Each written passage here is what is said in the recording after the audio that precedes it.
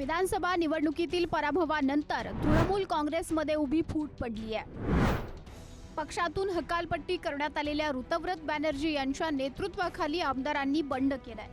तब्बल 80 पैकी तब्बल 60 आमदारांचा पाठिंबा असल्याचा दावा करत ऋतव्रत बॅनर्जींनी विधानसभा अध्यक्षांकडे पत्र सादर केलंय। या पत्रात ऋतव्रत बॅनर्जी यांना विधिमंडळ गटनेता तर जावेद खान, संदीपन साहा आणि सियुली साहा यांना उपनेते म्हणून प्रस्तावित करण्यात आलाय।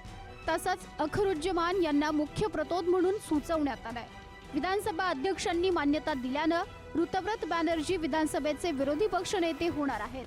विशेष म्हणजे अध्यक्षांना दिलेल्या पत्रात ममता बॅनर्जी यांनाच पक्षाध्यक्ष म्हणून मान्य करण्यात आलंय। मात्र बंडखोर गट अभिषेक बॅनर्जी यांच्या नेतृत्वाला विरोध करत असल्याचं स्पष्ट चित्र आहे। As far as the 18th West Bengal State Legislative Assembly is concerned, Abhishek Banerjee is nobody of the State Legislative Assembly. I can tell that. Abhishek Banerjee is nobody of this 18th West Bengal State Legislative Assembly. Loud and clear. पश्चिम बंगालमध्ये जे घडतंय त्याने महाराष्ट्रातल्या शिवसेना आणि राष्ट्रवादीतील फुटीची आठवण ठळकपणे होते। फरक इतकाच आहे, महाराष्ट्रात सत्तेत जाण्यासाठी फूट पडली होती, पश्चिम बंगालमध्ये विरोधी पक्षनेते पदावरून फूट पडली है। जो महाराष्ट्र में हुआ वही तृणमूल के बारे में पश्चिम बंगाल में अमित शाह करने जा रहे हैं। ये उनकी हॉबी है, किसी भी राज्य को अस्थिर रखना, और मैं सब कुछ खरीद सकता हूँ सत्ता के बल पर, ये दिखाना ये उनकी हॉबी है। आजवर मजबूत नेतृत्व मानलं गेलेल्या ममता बॅनर्जींना सत्ता जाताच आव्हान दिलं गेलंय। भाचा अभिषेक बॅनर्जी याच्या विरोधात आमदारांचा रोष दिसतोय। ममतांच्या निर्णयालाही आमदारांनी आव्हान दिलंय। या बंडखोरीच्या पार्श्वभूमीवर ममता बॅनर्जी यांनी राज्यातील पक्षाच्या सर्व समित्या आणि फ्रंटल संघटना तात्काळ बरखास्त करण्याचा मोठा निर्णय घेतलाय। असं असलं तरी 60 आमदारांनी ऋतव्रत यांना पाठिंबा दिल्यानं ममता बॅनर्जींना मोठा धक्का बसलाय। याआधी ममतांनी बोलावलेल्या बैठकीला तब्बल 60 आमदार गैरहजर राहिल्याची चर्चा झाली होती।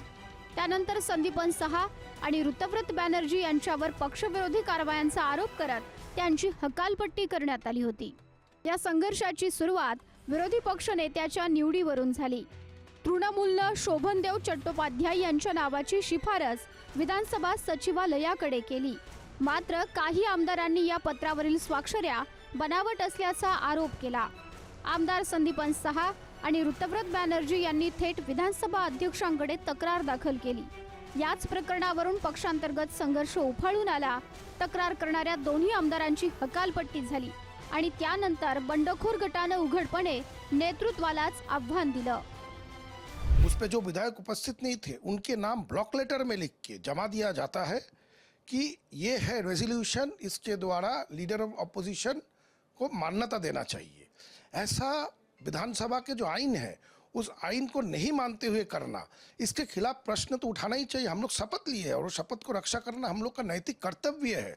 आज अगर नैतिकता के लिए हम लोग को दल से सस्पेंड किया गया है, हम लोग बहुत खुश हैं, क्योंकि अगर नैतिक काम करना हर विधायक का कर्तव्य है, वही हम लोग किए हैं और दल अनैतिक काम को ही समर्थन करता है। आज दल के इस पदक्षेप से ये साफ जाहिर हो चुका है। तृणमूलचं काय होणार? भाजपमध्ये विलीन होण्याचा पर्याय। 2/3 म्हणजे किमान 54 आमदार एकत्रितपणे दुसऱ्या पक्षात गेले तर पक्षांतर बंदी कायद्यापासून संरक्षण मिळू शकतं। मूळ तृणमूलवर दावा। बंडखोर गट स्वतःलाच खरी तृणमूल म्हणत पक्ष चिन्ह आणि संघटनेवर दावा करू शकतो। मात्र यासाठी फक्त आमदार पुरेसे नसतात। संघटना, पक्ष संविधान, खासदार आणि अधिकृत रचना कोणासोबत आहे हेही महत्त्वाचं ठरतं। स्वतंत्र पक्षाची स्थापना। बंडखोर आमदार वेगळा राजकीय पक्ष स्थापन करण्याचाही मार्ग निवडू शकतात।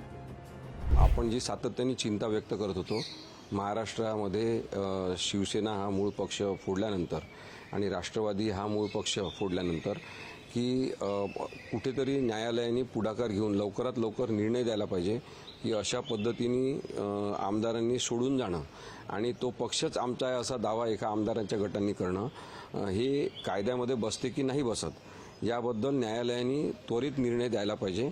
नाहीतर अशाच पद्धतीचा भ्रष्टाचार राजकीय भ्रष्टाचार हा सगळीकडे वाढत जाणार आणि त्याचंच उदाहरण आपल्याला आता वेस्ट बेंगॉलमध्ये दिसत आहे की तृणमूल काँग्रेस हा ममता बॅनर्जीचा पक्षसुद्धा फुटीच्या मार्गावर आहे. राजकारणातील सर्वात मोठ्या फायटर म्हणून ओळखल्या जाणाऱ्या ममता बॅनर्जी यांच्या समोर आता सर्वात मोठं आव्हान उभं ठाकलंय. विरोधकांशी लढणं वेगळं आणि स्वतःच्या पक्षातील बंडखोरांना रोखणं वेगळं.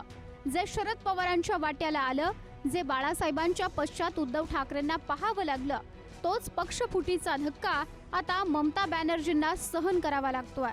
महाराष्ट्रानंतर आता पश्चिम बंगालमध्येही पक्षफुटीचं नवं राजकारण आकार घेतंय का? ममता बॅनर्जी हा डाव उधळून लावतील की तृणमूल काँग्रेसमध्ये मोठी राजकीय पुनर्रचना होईल, याकडे देशाचं लक्ष लागलंय. शिवाजी काळे, पुढारी न्यूज, दिल्ली.